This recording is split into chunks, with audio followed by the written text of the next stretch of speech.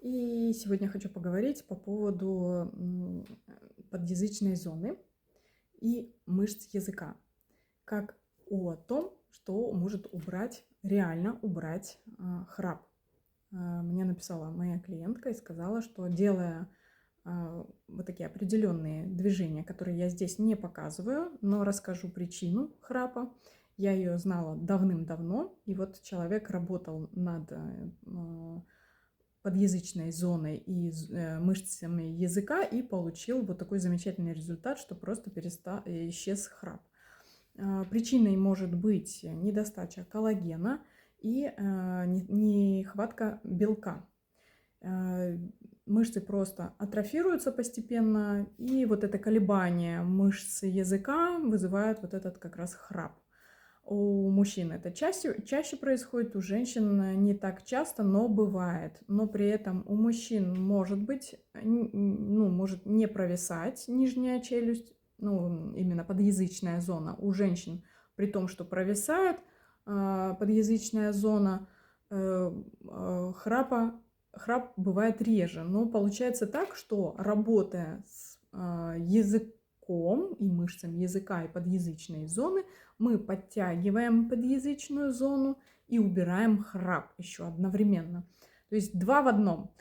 Здесь я не показываю большую часть упражнений, но два упражнения покажу. Первое упражнение – это делаем клац языком, да, как лошадку делаем. И вот в этом положении верхнем, когда оставляем язык в ложбинке и начинаем открывать рот и закрывать. Вот так медленно.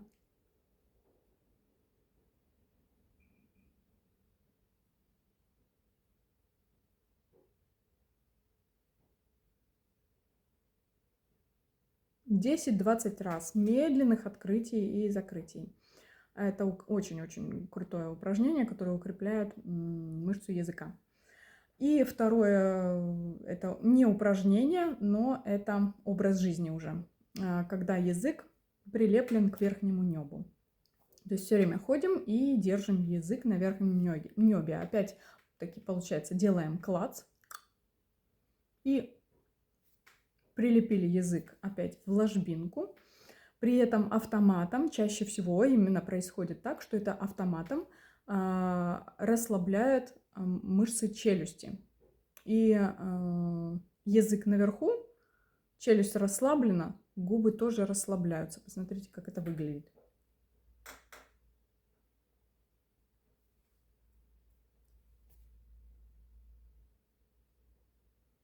То есть прям автоматом поставили язык на верхнее небо, расслабили челюсть, и она сама по себе отвисает до нужного размера, то есть нужным образом. Не так, что у нас вот так рот открытый, как вот аденоидное лицо, да, бывает, что если аденоиды были в детстве, может остаться на всю жизнь такое. И постепенно подбородок уходит туда, вглубь, объединяя подбородок с шеей. А именно вот такое мини-мини. У меня поначалу я не могла понять, уловить вот этот вот разницу между тем, что ходишь вот так, специально рот держишь, или вот такое положение, когда язык на верхнем небе.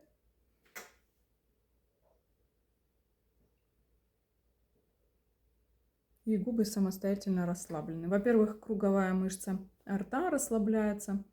Во-вторых, расслабляются мышцы жевательные, мышцы челюсти.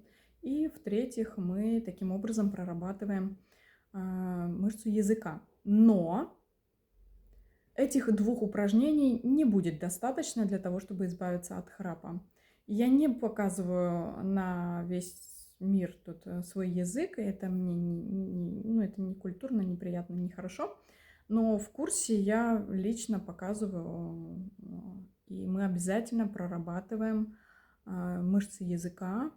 Если не помогает, мы усиливаем их, и если нужно, обращайтесь, расскажу, как это делается. Нет такого, что я курс продаю только для мышц языка.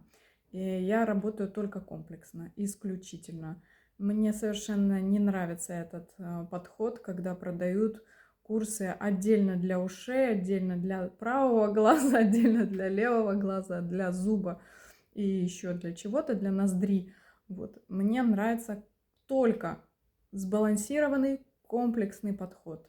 Только так работает все именно качественно, чтобы вы получили результат.